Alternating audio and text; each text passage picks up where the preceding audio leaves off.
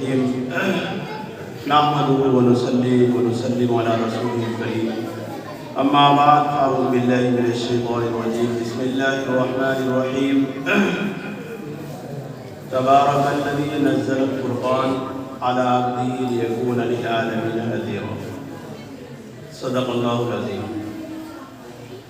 برادران اسلام، بزرگوں اور بھائیوں اور پیارے بچوں، الحمدللہ ثم الحمدللہ، ہم اس وقت بہت مبارک مجلس میں بیٹھے ہیں۔ ویسے تو میرا آنا جو ہوا ہے یہاں پر اور صرف اس حافظ قرآن اور وہ جو بچے جنہوں نے ناظرہ قرآن کریم مکمل کیا ہے ان کی برکتوں کو حاصل کرنے کے لیے میرا آنا ہوا ہے، اور حضرات علماء کرام کی زیارت کے لیے۔ میرا بیان کرنے کے لیے آنا مقصد نہیں ہے۔ الحمدللہ ہمارے مرشد و مربی حضرت مولانا انعام اللہ صاحب قاسمی دعوت برکاتہم یہاں تشریف فرما ہے۔ اصل انہی کو سننے کے لیے آپ لوگ آئے ہوئے ہیں۔ میں تو ہر ہفتے آپ کو سناتا ہی رہتا ہوں جو بھی کچھ میرے سے آتا ہے۔ صرف دو باتیں مجھے آپ کے سامنے عرض کرنی ہے۔ دیکھو قرآن کریم تبارک الذی، سورہ فرقان کی پہلی آیت، تبارک الذی نزل الفرقان۔ اللہ رب العزت نے سب سے پہلے اپنی ذات کے بارے میں تذکرہ فرمایا۔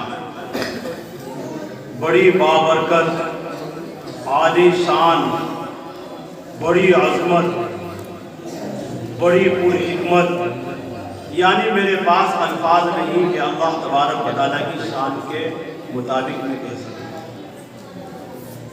تبارک الذی نزل الفرقان، اللہ رب العزت نے جیسے اللہ بابرکت ہے ایسے اس کا کلام بھی بابرکت ہے۔ تو اس لیے قرآن کریم جس بچے نے حفظ کیا ہے، سب لوگ جتنے بھی یہاں آئے ہوئے ہیں، بچے ہوں یا بڑے ہوں، بزرگ ہوں، میری ان سے درخواست ہے کہ ان بچوں کو مبارکباد دیں۔ کیوں؟ اس لیے کہ اللہ کی نورانی مخلوق جنہیں فرشتے کہتے ہیں، جب اللہ رب العزت نے زمین نہیں بنائی تھی، ہمارا وجود نہیں تھا، آسمان کا وجود نہیں تھا، اس وقت اللہ رب العزت نے سورہ یاسین اور سورہ طٰہٰ جو قرآن مقدس میں پوری مکمل صورتیں ہیں، اللہ رب العزت نے فرشتوں کے سامنے ان کی تلاوت فرمائی۔ جب ان کی تلاوت فرمائی تو فرشتوں نے کہا مبارک ہو وہ لوگ جو اس قرآن کریم کو سنیں گے، مبارک ہو وہ وہ لوگ، وہ سینے ان لوگوں کے، انسانوں کے جن کے سینوں میں قرآن کریم ہوگا۔ تو دیکھیے اللہ رب العزت کی وہ نورانی مخلوق ہم لوگوں کو مبارکباد پیش کر رہی ہے۔ کب؟ ابھی زمین نہیں ہے، ابھی آسمان نہیں ہے، ابھی پیغمبر نہیں ہے، اس وقت ہمیں مبارکباد پیش کر رہی ہے۔ بہت بڑی بات ہے، بہت بڑی بات۔ اس لیے میں مبارکباد پیش کرتا ہوں اس بچے کو بھی جس نے قرآن کریم حفظ کیا ہے۔ اللہ اسے عالم باعمل بنائے اور اس کی برکتوں سے یہاں کے جتنے لوگ ہیں اس بستی کے اندر، اللہ سب کو برکت عطا فرمائے، ان کے کاروبار میں برکت عطا فرمائے۔ اور یاد رکھو، میں ایک بات کہنا چاہتا ہوں، ویسے علماء کرام یہاں موجود ہیں، کہ قرآن مقدس جس طریقے سے یہاں حفظ کیا گیا ہے اس مسجد کے اندر، ویسے تو یہ اللہ کا گھر ہے اور پہلے سے ہی نورانی ہے، اس کو آپ اینٹ اور پتھر نہ سمجھو، یہ اللہ کا نورانی قبہ ہے۔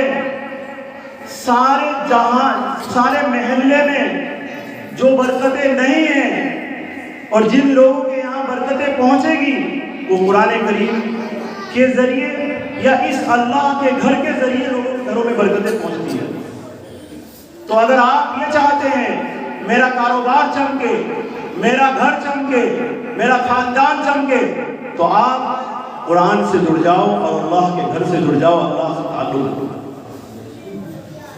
اس پروگرام کا جو مقصد ہے، جو لب لباب ہے، وہ صرف یہی ہے کہ ہم سب، ہماری زندگی کی روح قرآن کریم کے اندر محفوظ ہے، بلکہ ساری کائنات کی جو روح ہے وہ قرآن مقدس کے اندر ہے۔ جب تک قرآن موجود ہے میرے بھائیوں، ہمارا وجود موجود ہے۔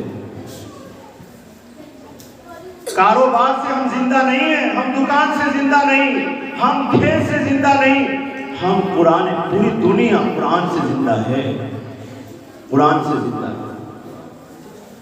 اس لیے اسے پڑھو، اس کے پڑھنے والوں کے پاس بیٹھو، اس کی تفسیر کرنے والوں، اس کے مطلب بتانے والوں کے پاس اپنا وقت نکالو، پھر دیکھیے آپ کی زندگی کے اندر کیا نکھار آتا ہے اور کیا بدلاؤ آتا ہے۔